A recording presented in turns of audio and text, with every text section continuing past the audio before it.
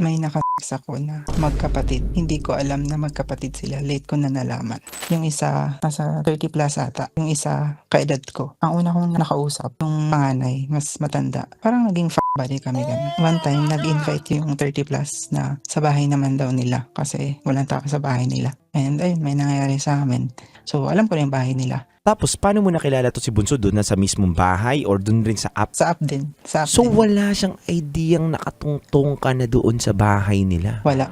Pero ikaw, alam mo nang magkapatid sila o hindi pa din agad? Nalaman ko lang nung yung bunso na yung nag-imbita. Kasi may family picture din sila. Tapos late ko na-realize, ay oo nga, yung kamukha pala yung sila pala to. Hindi ko alam kung aware silang dalawa. So, ano mga sumunod? Actually, hanggang ngayon, pa rin kami nung panganay. Pero yung bunso, hindi na. Ayoko na, nung nalaman ko nga na magkapatid sila, hindi na ako nagipag-sex sa bunso.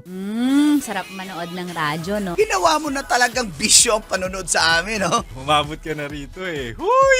Kaya kung gusto mong tuloy-tuloy pa ang tawanan, Iyakan at kiligan, aba, i-like mo na ang video na ito. At mag-comment ka na rin sa Bisyo Hit mo na rin ang notification bell. para updated ka sa mga kaganapan namin dito sa Love Radio. kailangan pa bang i-memorize yan? Basic.